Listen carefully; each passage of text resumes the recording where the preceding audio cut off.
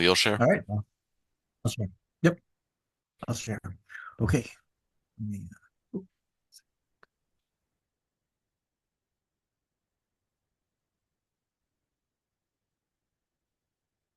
By the way, actually, shoot, I should have thought of this. I know that Chris sent out a list of all the people that are coming, but maybe how many total are in the meeting? I think it's nine. Yes.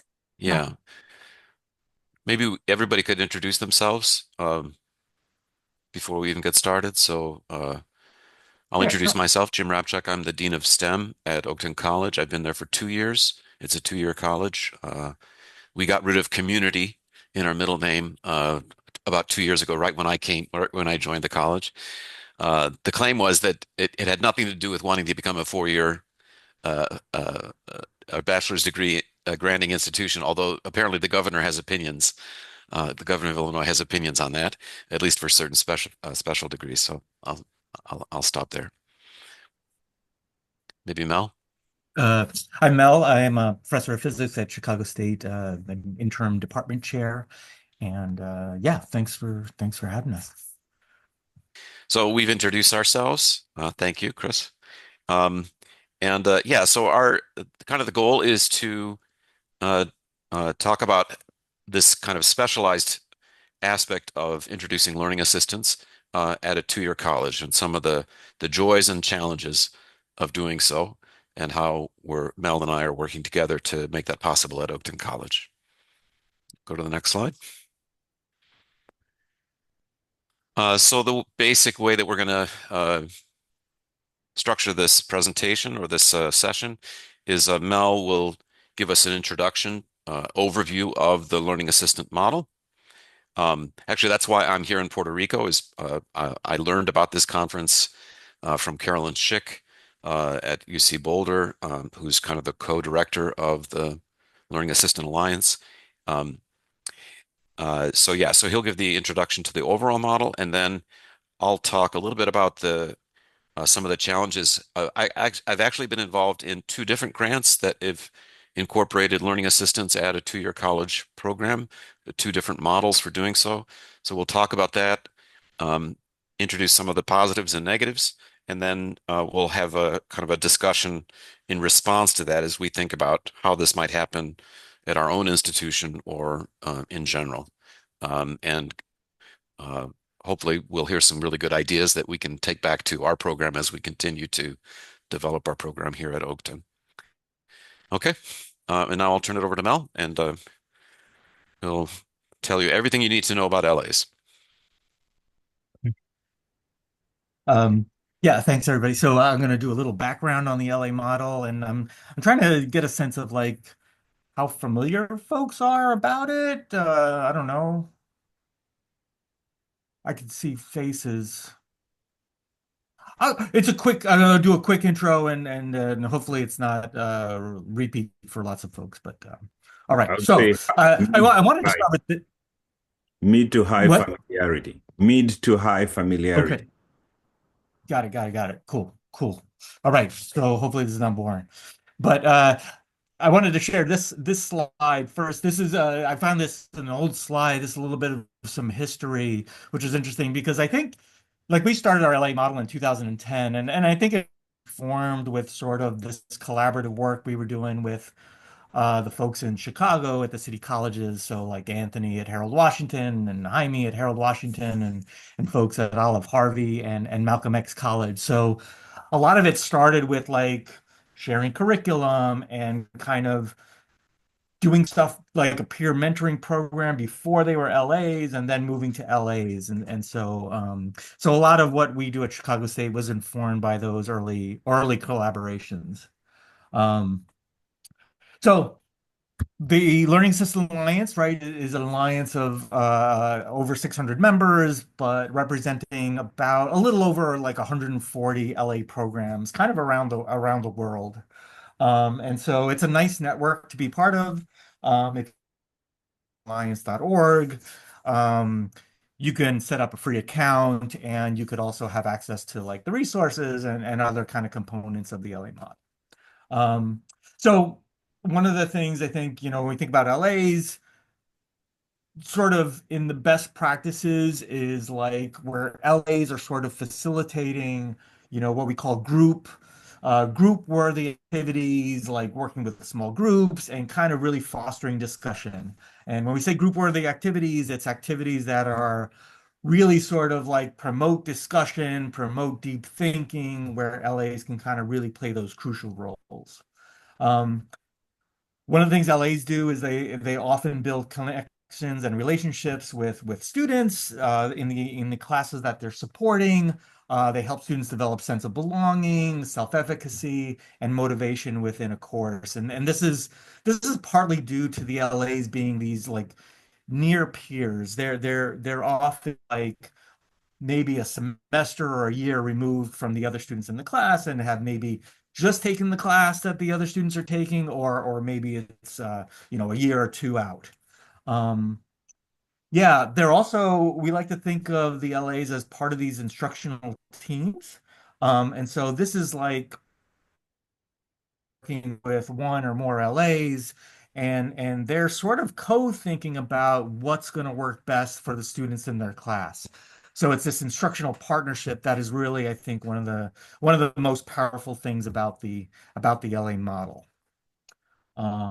Yeah. So, Powerful you and know, uh, revolutionary. yeah, powerful and revolutionary. So we see lots of folks benefiting from the LA model, and so it's the students in LA supported classes, it's the actual LAs themselves, and it's also the faculty that are working with the LAs. So here are just a few quotes. This is a student in an LA supported classes who said, if I had a question, the LA did not give us the answer right away. She would give us a chance to figure it out on our own, and that's what I liked about the LA. Um, Here's one of the LAs kind of commenting, with one of our alumni. He was saying, being in LA has really helped me reinforce my skills as well as help students in the classroom understand key concepts. Um, Faculty also benefit. So this is a colleague at University of Colorado Boulder who says, the best teaching decision I've made was to become part of the LA program. I love the team teaching approach. I also have TAs. Because of the LAs, I've been able to convert more teaching ideas into action, and their input and feedback has made the class much better. And we'll get to the distinction between LAs and TAs. Yeah, right. Okay. When you think about the LA model, this is one of the pieces that I think differentiates the LA model from a teaching assistant model, which is going to vary widely from place to place. One of the things that the LA model has is what we call these three essential elements. Um, the practice piece where LAs are working with students, the weekly prep session where LAs are meeting with the course instructor and thinking about, how best to support that particular course. And then there's the pedagogy course, which is the overarching thing that supports the LAs thinking about best practices in teaching and learning. So practice, so one of the things LAs do, right, typically is they facilitate small group learning and keep students involved in sort of these deep thinking parts of the class. And they connect and build relationships. So this looks a lot different at different places. Um, yeah, so cool. I'm looking at the chat too. So and yeah, awesome. It looks different in different places, right? So you see an example of a lecture class where they have a team of LAs, like 10 LAs walking around the lecture room, kind of fostering like clicker questions or things like that. You can have LAs in like studio style classrooms, and then you can have LAs in more smaller kind of settings. Um, you can have LAs in labs. You can also have LAs in online classes. So this is one of our LAs who is doing an online astronomy course and kind of really interacting with students on the learning management system. Um, yeah. Um, how many people have seen this video before? It's a yeah. Well, should we it's a nice example of yeah. Chris says yeah. and I always listen to Chris. So yeah. So yeah, I'll show this video. It's a nice example of what an LA might do in the classroom, and we might just look at, hey, what's happening here, and maybe just have a quick kind of share out. And I think I need to like share my sound, right? Share computer sound. Okay. I'll go for the high quality. Okay. You all ready? I'm gonna play it. Yes. And there's captioning as well, just in case.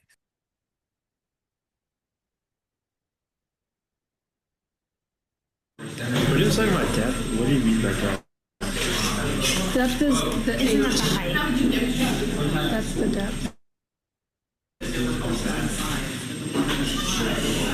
But then another depth was because he was also incorporating surface pressure and this. Or I don't know. I'm thinking it means like literally like how deep it is from the top to point A to point B to point B. I think it'll be the second one because if you use this equation, only H is changing, or H doesn't change. Density doesn't change, and G doesn't change. Can I have a question? I know depth is height, but like the way he explained it in lecture is he was using height until he mentioned surface pressure, and then after that he started using the word depth. So does that include the surface pressure plus the height? Well, usually, I'm not sure what happened in lecture. Usually the word depth refers to sort of your distance from the surface. That's what I was thinking. Like depth refers to like it's a different depth. So you're gonna have like this is the depth between the surface and A, B. So like the only thing that is changing is height. Like P and G would stay the same. I'm just Well, asking it's based on what he saying, explained. So therefore, the pressure is increasing as you get deeper, which makes Right. sense. Well, it's asking if compared to this one, wider, will it shoot out different? Right. So H I isn't think it'll changing. shoot out the same. It'll just shoot It'll out shoot out the less. With less force. Like it won't shoot out as far. Okay, so you're saying it won't shoot out. It won't shoot as far. So this will do something different. Maybe a little. It'll be like weaker as it's like the acceleration of the water, leaving the whole won't be as fast Okay, it won't be. because there's more area to contend with. So Good. So here you're saying there's more area here. So there's more area to contend with because it's wider. So it should shoot out less fast in the narrow. That's your stand, your claim. Good. Okay. You all agree or disagree? It sounds like you want to disagree. All right. Cool. So maybe we can get a couple of share outs about something that stood out to you.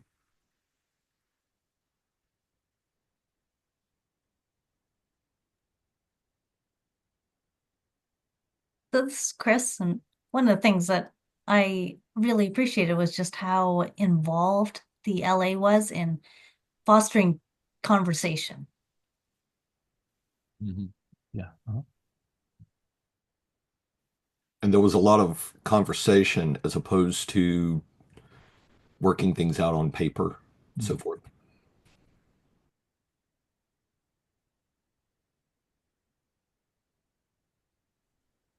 And also the conversation was more suggestions and here's the answer.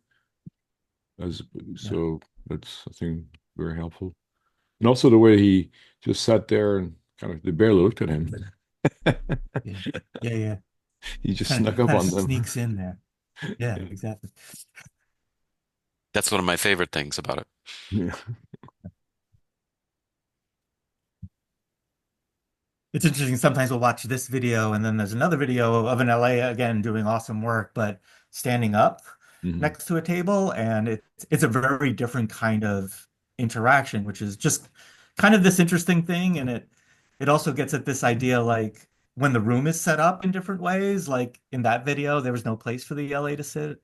And then this video, oh, there's a seat here. But it's gets you thinking about those kind of things as well, which is kind of cool. Cool. Great. I'm gonna keep going. Keep going? Yeah, all right. Cool. So yeah. So it's nice to watch that video. It gives a video is worth 1,000 words kind of thing. So that's sort of the practice piece, right? Then there's this weekly preparation piece, right? And this is like one of my favorite things about the LA model is like when I get to meet with my LA once a week and we chat about the class and what we need to do together. Um, yeah, so it really fosters like this idea of this instructional team, so it's not me in charge of the class, but it's me in the LA that are kind of co-developing what's kind of going on there.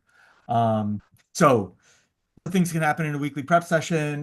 We can talk about student learning, we can adjust activities, we can discuss challenges, we can talk about successful student interactions that we've had.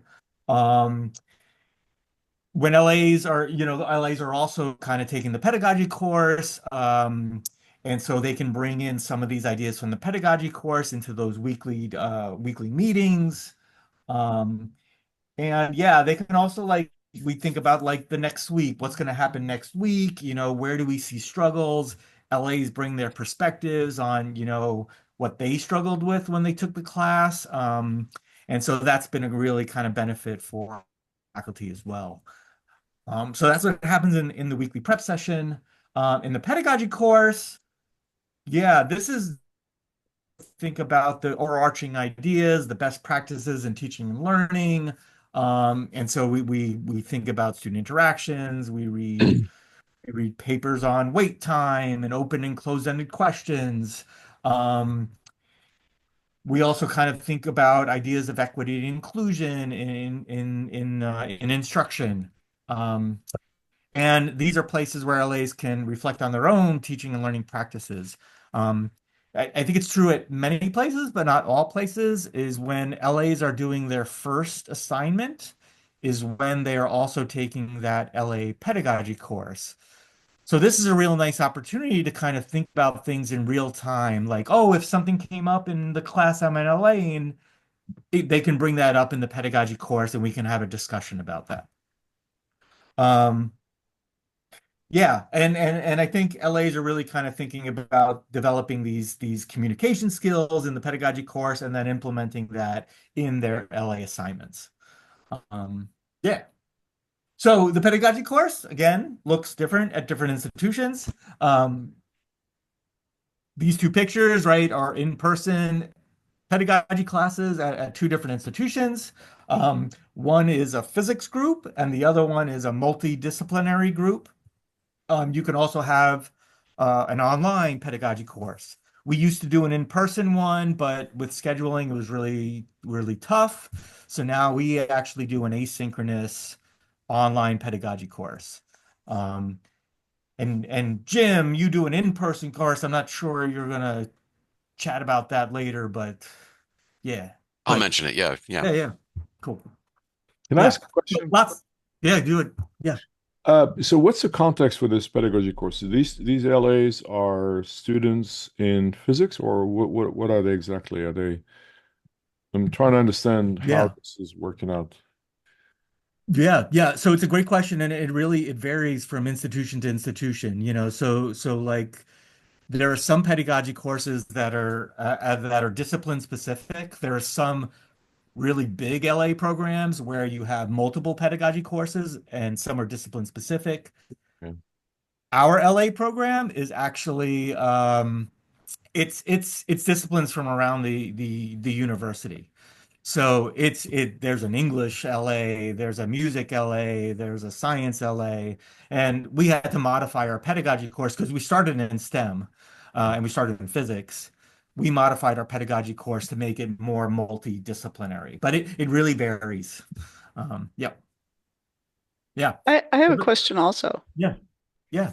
And you may, address this later, but if so, just tell me to hush and wait. But Yeah. at Yeah.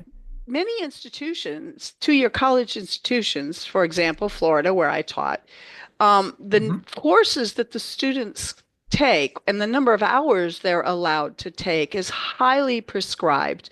And Yeah. even a 1 hour pedagogy class would be Mhm. very difficult for some students to put in. So how is that handled? Yeah.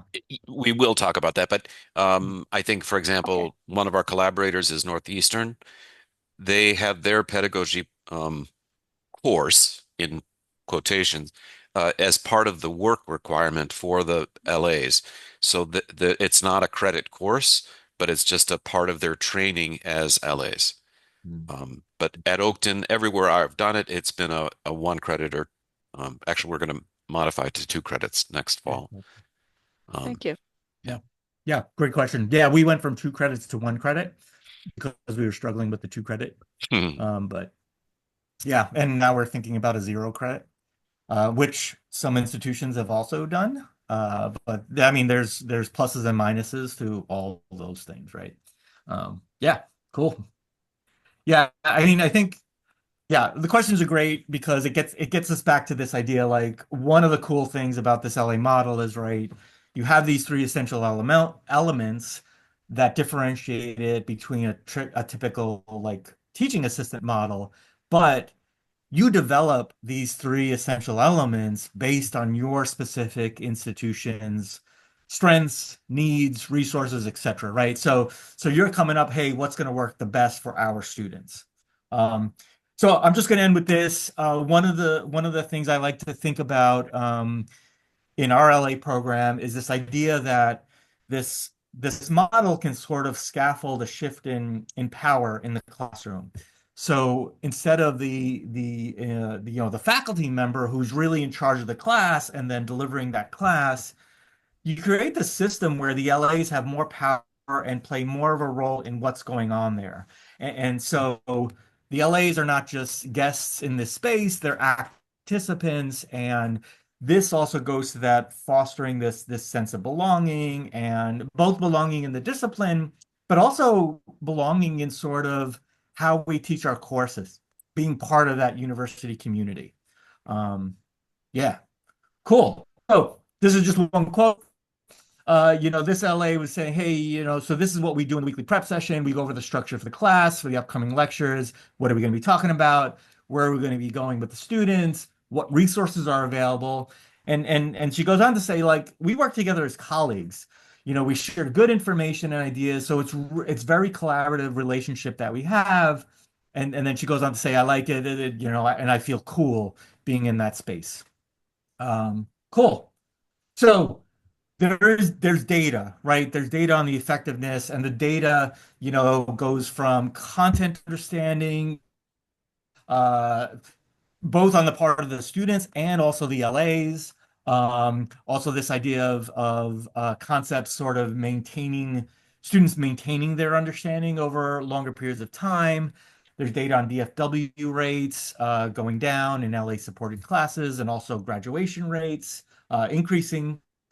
Um, then there's a bunch of data also on attitudes about science, personal interest in content, and also, growth and identity as scientists and members of a scientific community of practice.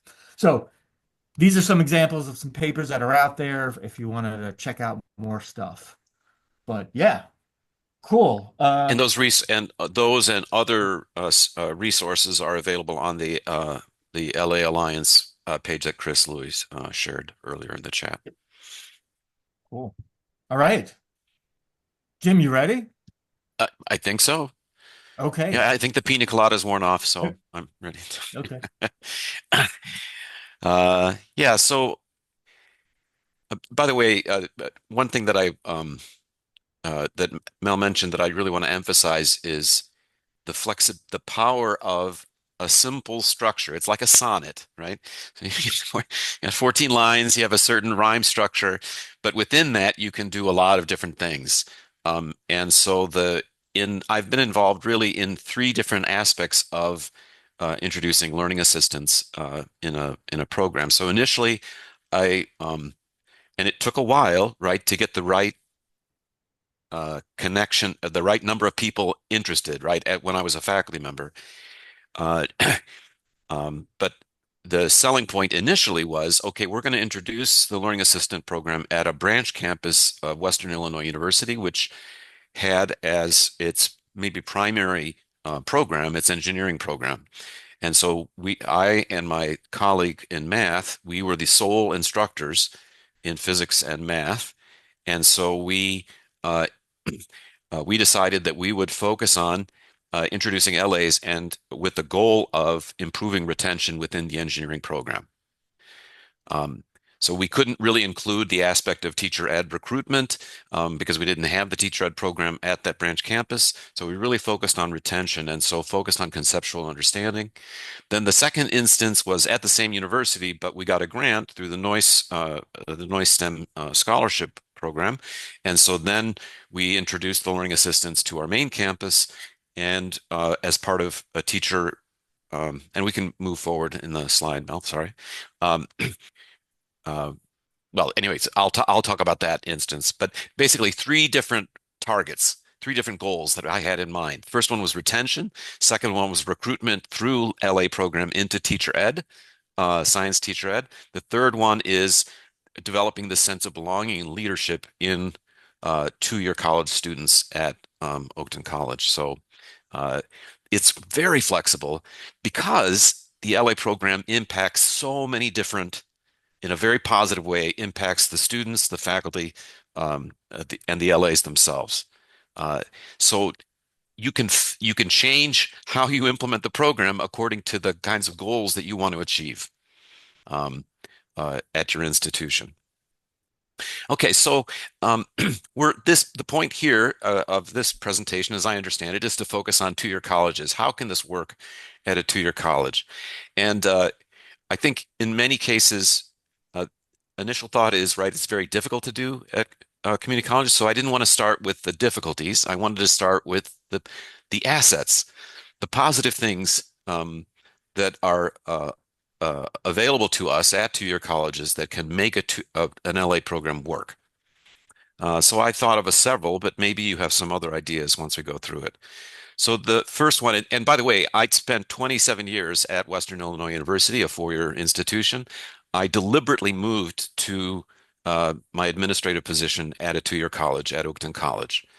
And partly I did it because of these roses. So one, two-year college faculty see teaching and professional development as their primary duty. At this conference here at the AAC&U conference, a lot of the Brian Dewsbury just gave a morning talk and emphasized the disincentives at four-year schools for teaching, right, as compared to doing research, right? And so a lot of, but at community colleges, most faculty, not all, most faculty see themselves as primarily responsible for delivering a high quality teaching, developing themselves as teachers, and so on. And they embrace active learning for the most part, right? So that's a great rose, I think, that was really attractive to me.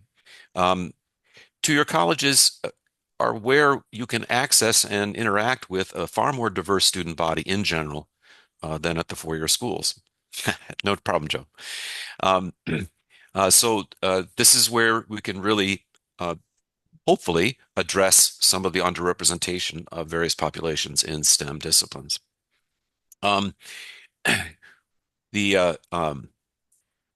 Therefore, we can serve as a way to represent, right? So that's the third point, really. Recruit these students into leadership in LA programs. And two-year college leadership is more likely to value student-centered initiatives. Not always, but more likely to. All right, so those are some of the positives that can make this program successful at a two-year college. Does anybody want to offer any other ideas about what are some possible strengths as you think about introducing a program like what Mel described that would really work well at a two-year college because of the characteristics of that college?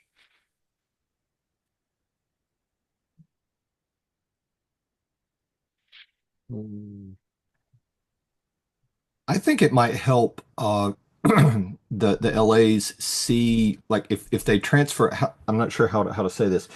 If they, let's suppose they're in LA at a two-year college and they transfer to a four-year institution, they may see what students are missing in that four-year environment, and they may be better prepared to provide those missing components than a TA who had not had training in an LA program at a two-year college. Did that make any semblance of sense? Yes. Okay.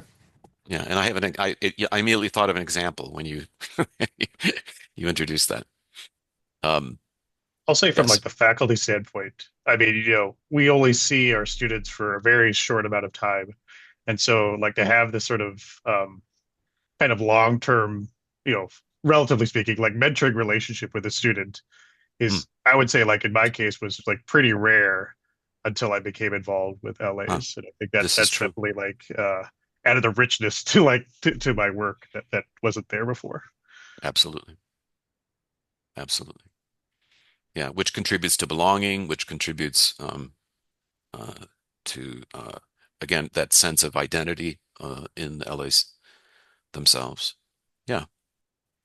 Kareem, you were thinking about saying something. Yeah, I was thinking about what the LAs also are gaining from it in terms of work experience and professional development for themselves Fantastic. as a Absolutely. student, and that can be very helpful as they go further into upper division courses Yeah, because they may have something similar or the way they'll interact with their future courses will be probably affected by what their experience as LAs. absolutely. Absolutely. In many ways. In many ways. That's a very good point, Kareem. Thank you. Yeah, let's go to the next slide. So it's not all flowers and rose-scented drinks and so forth, and pina coladas. There's some challenges as well, right? So typically, not always, but typically, a two-year college is a commuter campus. So the students are coming and going, Mhm. not just because they're at the community college for a short period of time and then moving on, but because they're not on campus the whole time, right? So they come, they're probably working, they probably have other responsibilities when they're living at home, um, and oftentimes uh, students at two-year colleges maybe don't see themselves because there's a reputation. For instance, Oakton College has a good reputation as a community college, but in our community, there's a running joke, right? So the name is Oakton, but a number of people will say, because we have New Trier High School, which is like they they send 50% of their students to Ivy League schools, etc. So they refer to Oakton as Joketon, right? So the, the sense of a community college as being less than, right? Less than. And something that you get into, along the lines of the joke about teachers, right? Those who can do, those who can't teach. Mhm. And so there's a lack of confidence and that is a barrier, represents a barrier that may be hard for these students to overcome. Can you think of any other kinds of concerns or possible thorns or obstacles in introducing an LA program at a two-year college?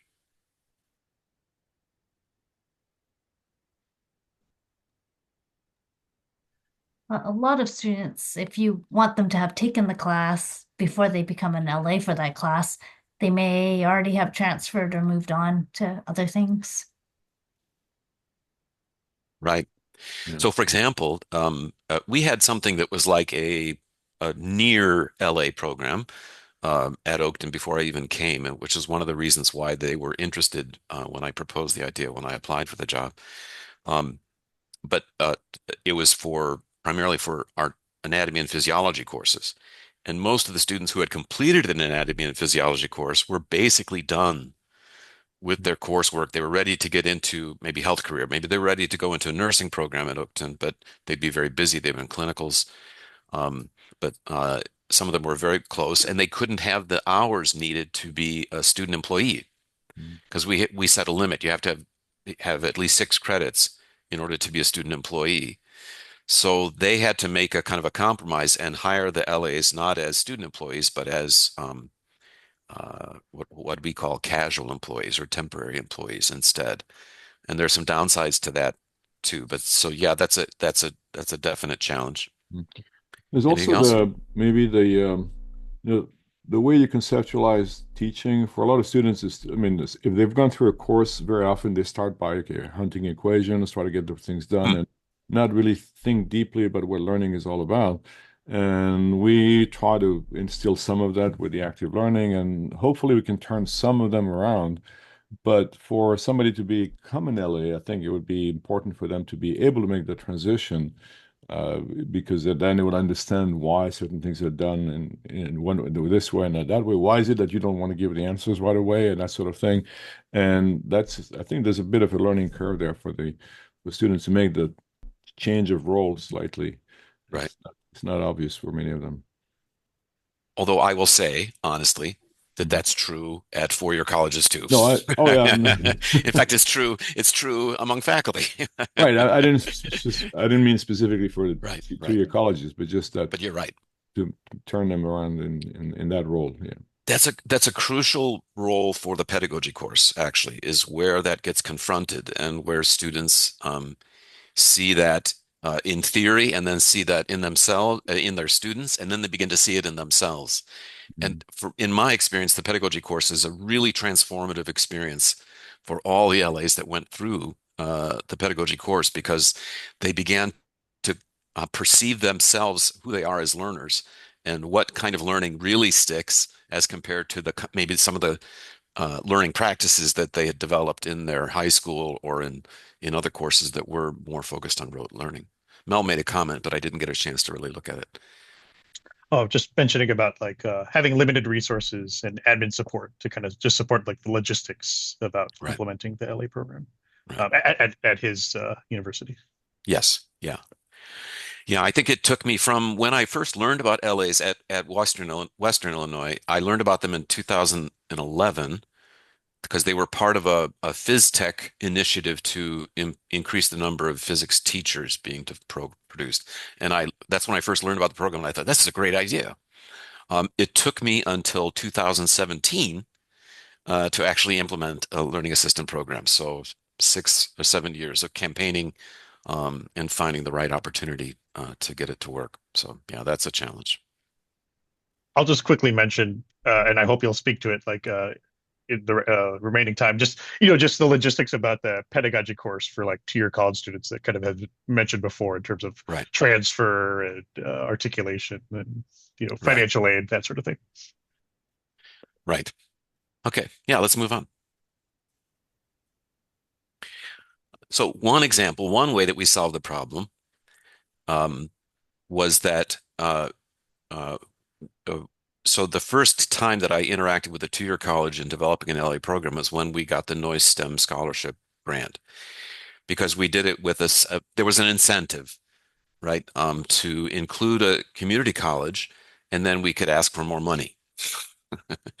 And so we included our main feeder, which is Blackhawk College in the Quad Cities, and then they have a branch campus a little bit farther south of there. And so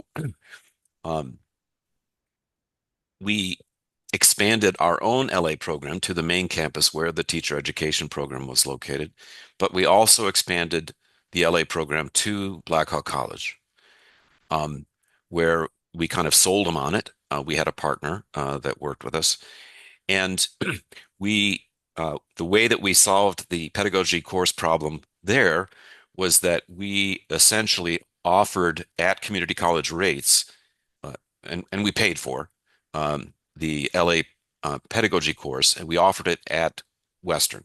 And then so Blackhawk students would join in to that pedagogy course at Western. So that was one way to do it, so that they were taking a course, and it was a course that would fit into we made that pedagogy course part of the both math and science education curriculum as part of the major requirement, so that it wasn't going to count. It was going to count for something if they decided to continue on in education, in teacher education. So it wasn't a worthless credit for them potentially, and it prepared them. So we began introducing LAs there in several classes. I think it's now in math and biology at Blackhawk College. So that just began in 2023. It's in the second year of that program.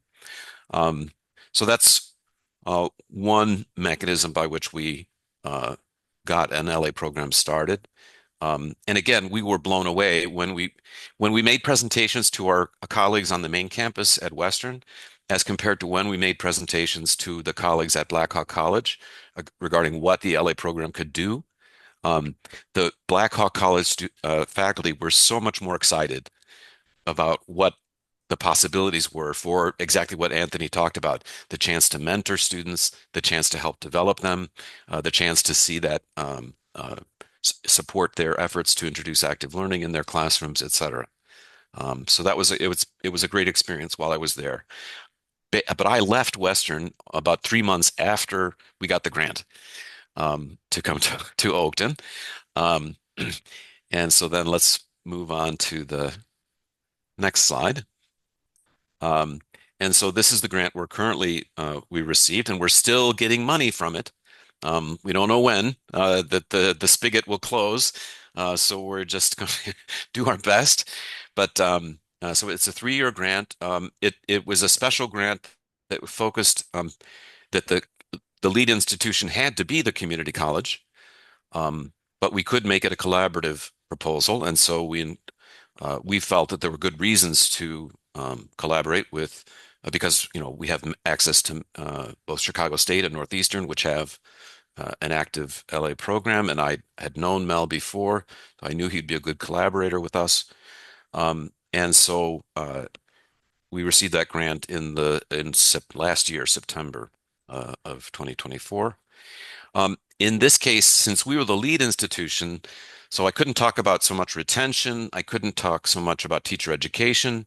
So what we focused on was that we wanted to use the LA program as a kind of part of a leadership development curriculum for our students to help them develop a sense of identity, a sense of belonging in STEM, to grow in confidence, and of course, ultimately, hopefully, improve retention, but also improve outcomes so that we would address underperformance in certain areas by certain populations in our STEM classes. And we adopted the approach of something called community cultural wealth, which is from a sociologist, Tara Yoso. And ultimately, it's a very simple idea that typically, for instance, when I first went through the data, right? So you go through the success rates of different, when you break down the demographic results of success rates in your various STEM classes, right? We could say, okay, Black students were successful at such and such percent, and that was 10% lower than the success rate on average, right? So a deficit model. Here's students who are lacking something, and we're going to help them catch up to the rest. But the community cultural wealth model basically says this is not productive. It's not productive for us in an approach, and it's not productive for the students that we're trying to help. Rather, let's focus on what are the assets that these students are bringing, which we as faculty and institutions are not recognizing and supporting and accessing, so that students feel empowered to become successful in these disciplines, right? I think it's a beautiful framework for kind of reframing how to address issues of equity, access, and diversity. So Anthony posed the question, how do we solve the pedagogy problem? And in this case, what we did is we had on the books an experimental course, Education 290. So we have some education, early education and education prep courses that we feed into as transfer programs. It's not a transferable course, but as an experimental course, we could do it, right? Now, long term, my hope is that like what Western has done, which is created a pedagogy course as part of the Science Ed curriculum, that if either we need to be approved by the Illinois Articulation Initiative to be transferable, or we need to find at least 3 institutions that we can that will accept credit from this class to become as transfer credit. So right now we're just trying to make it work, but our longer term goal is that we can make this course something that at least we can find 3 partners with whom we could establish that kind of an agreement that this transfers in as college level credit. But we're not there yet.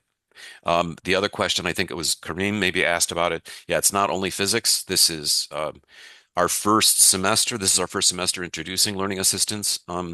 We have we set a target of 7 learning assistants in 7 disciplines. What we ended up with was 9 learning assistants in 4 disciplines. Not bad. So we've got and by the way, Oakton. I don't know if this how this compares to what's going on at Harold Washington, but we have a class limit size of 24 is the max class, and but 2 of our classes have 2 learning assistants in them, even for 24 students, and the faculty that have those 2 learning assistants swear by it. It makes a huge difference to have that second learning assistant. And that was the preferred model for me also. Because and the reason why was when I first went to the conference in Colorado to talk to the learning assistants. Well, they had a panel of learning assistants, and one of them said the most important thing was that there was somebody else, another learning assistant in the class, that they could learn from each other, support each other. And that was my experience, is that typically learning assistants have strengths in one area and not in another. And then having a partner, somebody to work with, they could support one another. And that's been the experience of the 2 faculty that have 2 learning assistants in their classes. It's in a bio class, the A&P, and in a statistics class is where that's the case. And then as another important component, and this was something that our co-PIs at the community college insisted on, was that we needed to have a professional development program for faculty introducing LAs into their classes.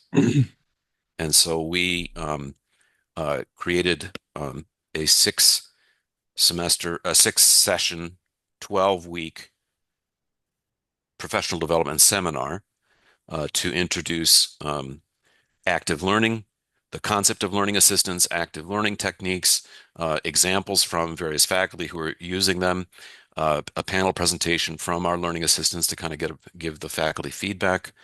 And this is a way to recruit new faculty to consider having learning assistants in their classes and prepare them to have to rethink their courses so that they can maximize the benefit of having a learning assistant in their class. And Yeah. how did you recruit those LAs? What was the process? So our long-term goal is that we want to we contracted with the Learning Assistant Alliance. They have a product called LA Campus. Wow. And the LA Campus is a way of having faculty put together a sort of a descriptor of how they're going to use what the LA would be doing in their class based on how they're going to structure the class. And then LA's students could apply for those positions through this program. And then we could have interviews and then the faculty and the program coordinator would hire them. It's a little bit more complicated than that because we can't just hire them directly. If we're going to hire them as student employees, then we have to go through our own student employee office. And given the time frame that when we received the grant, so this semester, the way we brought in the LAs was faculty who volunteered or who wanted to have an LA in their class, looked around and talked to the students in their class. They identified ones that they felt were successful, had good concept, good understanding of the material, had a good aptitude for teaching and interacting with other students, and they recruited them to become LAs. And in every case, but I would say but one, it's worked out wonderfully. In one case, a faculty member was kind of really excited. She wanted to introduce LAs into 2 different classes. She had an LA picked out for each one.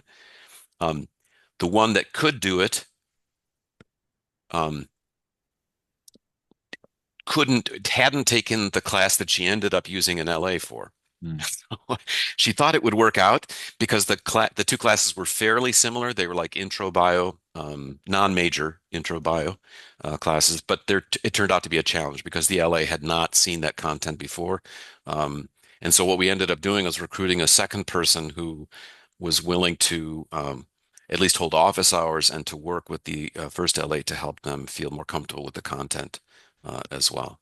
But otherwise, it's been very successful. We like to make it more expansive so that um, uh, because we want to impact representation in our classes, and so uh, uh, my initial goal was that we would make leadership the main point of this program, so that students who wanted to develop leadership characteristics um, would be attracted, and then they perhaps we could recruit from that pool into the STEM Learning Assistant program. But in practice, what we've done is we've developed a leadership program for the STEM Learning Assistants. So we'll see how it evolves as we move forward.